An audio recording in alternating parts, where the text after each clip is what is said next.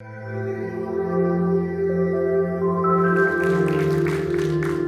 you. Good afternoon, everyone. 20 years ago, this spring, I was a senior in high school, and I skipped school one day and drove from New Milford, Connecticut, which is on the New York border, up to Manchester, Connecticut, which is east of Hartford, about an hour and a half away, so that I could get my blood drawn and get on the National Bone Marrow Donor Registry. In 20 years, I have not yet been called for a bone marrow donation. But that day sparked a lifelong passion for organ and tissue donation. I had been a regular blood donor already for about a year by the time I skipped school that day, and I managed not to get caught, by the way. And on one of my first dates with my wife, I took her to give blood. And she passed out. It wasn't a particularly fun date, but she married me anyway. And I kept giving blood through the years. So fast forward a while, and I am in my third term as mayor of Middletown, Connecticut. And I was reading the paper one morning in my office, and I came across an article, and I was reading it online because I'm not sure anyone holds a print edition of the paper anymore, and I saw this picture. That's a lady who lives here in town, a wonderful woman named Olivia DeMauro. And Olivia and her family, her husband Sal, and her children Dante and Ava, were looking for a kidney for Olivia, who, since she was in her teen years, had been suffering from polycystic kidney disease, a hereditary disease of the kidneys that creates cysts on the body of the organ to the point where, over time, its functionality degrades. And the sign that she's holding is actually a blank piece of poster board. And there's a woman in Georgia named Christy Calloway, whose husband needed a kidney, and she started making these signs for people. And this sign was what caught my eye. In particular, that it said that Olivia was looking for people with O blood to get tested. So I called Yale University at the number that you see here, and I left my name and my information on a voicemail line. And a couple of days later, I got a call back from a transplant coordinator at Yale who conducted a telephone interview with me. Why do you want to do this? What's your medical history? Just some basic information. And they made an appointment with me to come into the transplant clinic in New Haven a couple of days later. And in between, we had our downtown 4th of July fireworks celebration here in Middletown. And every year, right before we light the fireworks off, I go up on stage where we have the bands playing patriotic music, and I look out over the crowd of thousands of people, and I wish a happy birthday to America, and then we do a big countdown and we light off the fireworks. And maybe 3 or 4 rows right in front of me was Olivia and her family. I didn't know her at the time, and I hadn't told her that I contacted Yale in order to get tested. And I so desperately wanted to go and say hello to her. I wanted to tell her what I was doing. But I was terrified that maybe I wouldn't be a match. Just because you have the same blood type doesn't necessarily mean that you're going to be a match for that person. On the following week, I went into Yale, and I underwent a series of blood tests, glucose, a blood sugar test.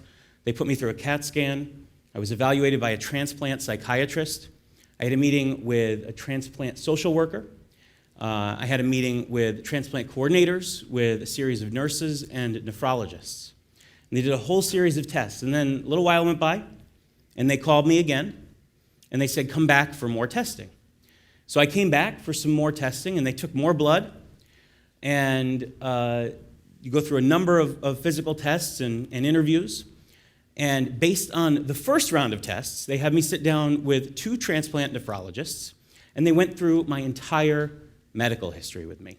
I found out that when I was in high school, I had had mono, which I never even knew, and they were able to pinpoint antibodies that were in my blood down to just 1 part in several millions, I think.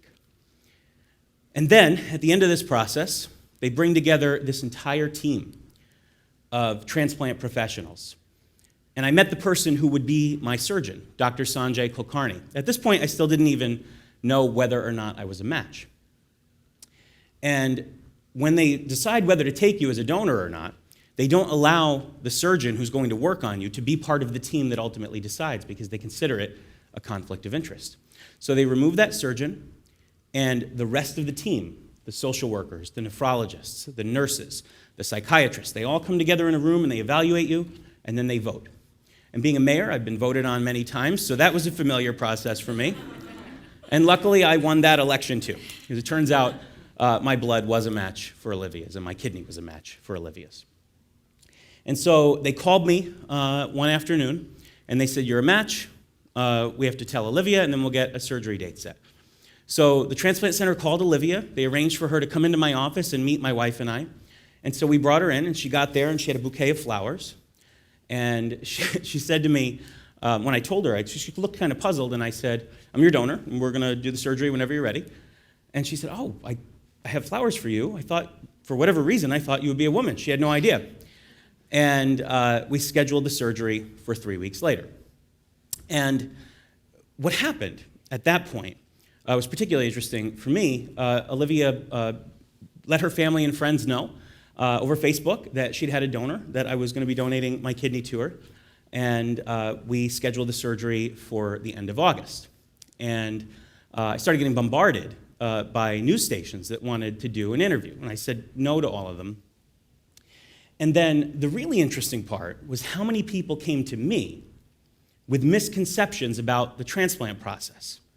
And so ever since then, I've felt a responsibility to clarify for people what it's actually like, what it means, what it feels like, and to tell people, at least from the perspective that I had, because I can only speak to my own experience, what this was ultimately like. The good news for what I'm about to tell you is that everyone I know who's donated has had the same experience, and I'll share some of their stories with you towards the end.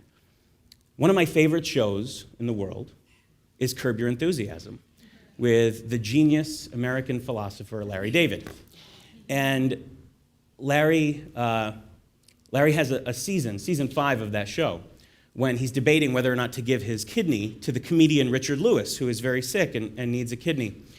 And a lot of the themes that popped up in that season, which coincidentally my wife and I happened to be watching at the same time, were things that people told me. I had people coming up to me saying, "You have a huge risk of dying." It's actually not true. There's never been a death at Yale. And the number of deaths in surgery for transplant are extraordinarily low, nationwide and statistically. And the surgical techniques have advanced significantly since the early onset of this type of surgery. In fact, they do the whole thing laparoscopically now, and you're in and out before you know it. I had people coming up to me and saying, "This is irresponsible of you. You run a whole city. You're the father of 4. You have a wife. You have a baby at home." And I did. My youngest at the time was only 8 months old, excuse me. And so I had people telling me all kinds of things. And people were telling me, "Why would you want to do that?" And that was the thing that struck me the most. There were a number of people saying, "Why would you ever want to do this?" And I can only tell you that the idea that you could contribute a piece of yourself to someone else so that they could be there for their kids at their wedding, so that they could be there when their kids go away to college, so that they could live a happy and fulfilling life, was an incredibly satisfying experience, and one that was extraordinarily worthwhile, and one that doesn't necessarily match up with the misconceptions that are out there about organ donation. The process to undergo donation was so extraordinarily thorough. They will not take you unless they are absolutely confident that you're healthy and that your body and your mind can handle the surgery and then the process of recovery. So fast forward a couple of weeks. We go in for one last round of blood tests. They bring you in 2 days before the surgery, and they run one redundant round of tests so that they can be sure that they didn't accidentally switch vials and take your kidney and put it into someone who's not a match. So they are extraordinarily thorough. And I got to the hospital, and I was ready to meet with my transplant coordinator, a wonderful woman named Joyce, who works at Yale. And they sent me to the waiting room in the transplant clinic. And I'm sitting there, and across from me is a guy in just an absolutely beautiful suit. This suit must have cost, well, I'm not going to guess, but it was real. It was more than I make in a year, I think. And he smiled at me, and he said hello. And I said, "Hey, how you doing?" I just assumed he was another patient. So I got called into my appointment. And a few minutes later, they said, "Hang on, we have someone that wants to talk to you." And it was this gentleman. And it turns out he was the hospital PR staff. And they had made arrangements with the local Fox affiliate to be in the operating room for my surgery and Olivia's, for the purpose of sharing our story and hopefully getting more people to come out as altruistic donors. Because one of the other large misconceptions that's out there is that you can only donate to a relative, which of course isn't true. And so I said, well, I don't know, I'm going to have to ask my doctor. And he said, oh, we've already arranged the whole thing. All you need to do is say yes or no. So Olivia said yes, and subsequently I said yes. The day of the surgery, my wife and I get to the hospital. They bring us upstairs. They put you in the little embarrassing gown that you have to wear. And then they said, walk down the hall with us to the operating room. So I was walking down the hall, holding it closed in the back. And I walked into the operating room, laid down on the table. They strapped you in so that you don't shift around during the surgery. And then they said, we're going to give you a sedative. And you'll start to feel it, but we're not going to put you out just yet. And I got a little bit dizzy.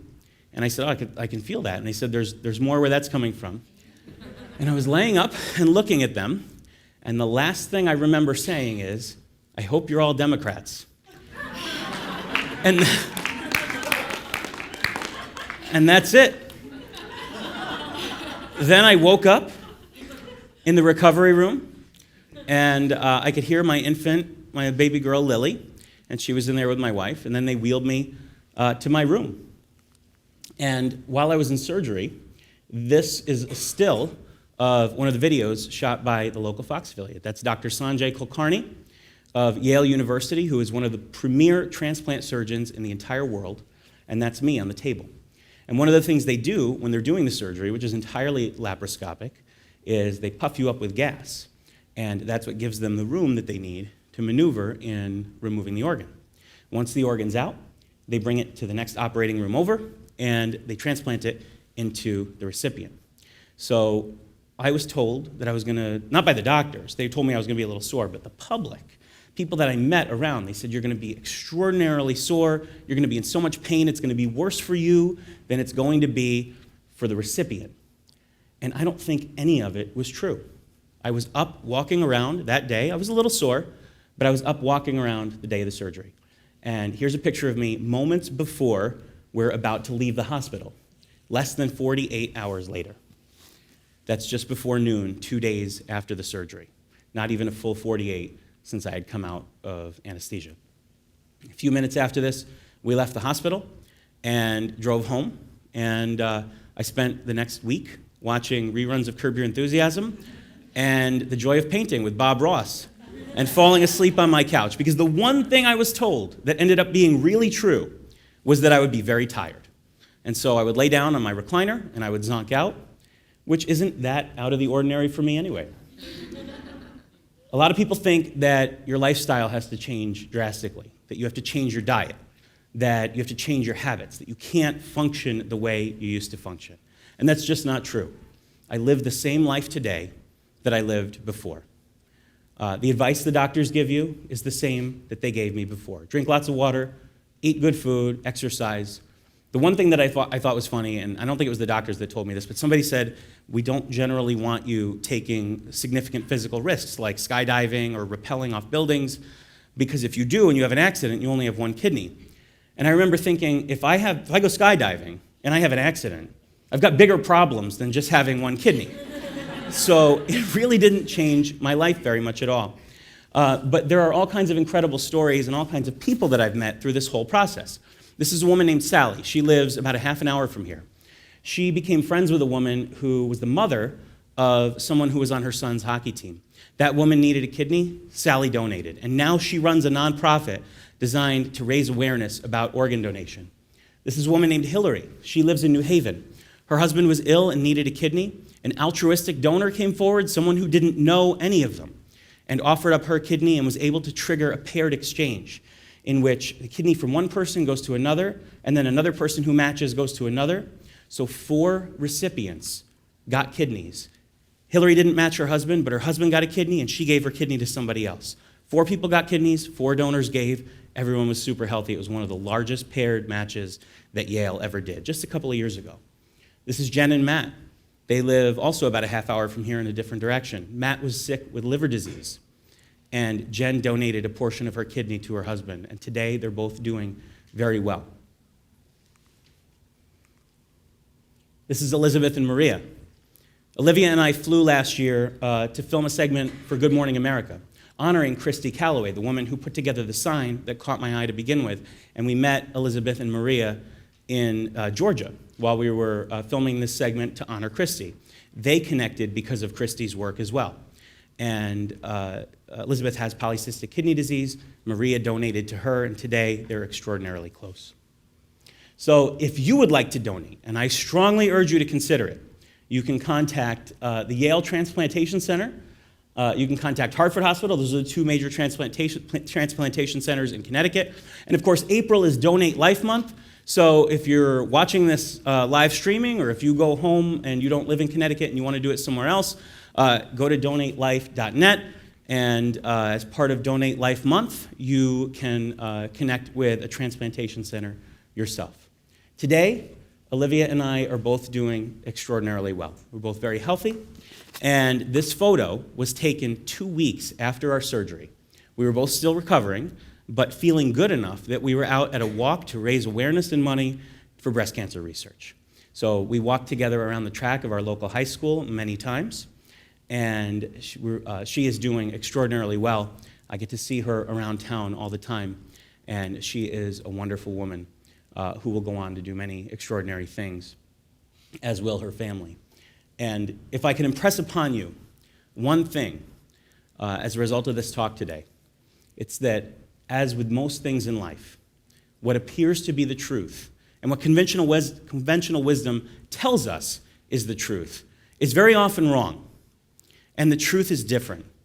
The truth is better than what people would have you believe. And as a result, we can do incredible things as ordinary people to help others. Thank you so much, and have a wonderful day.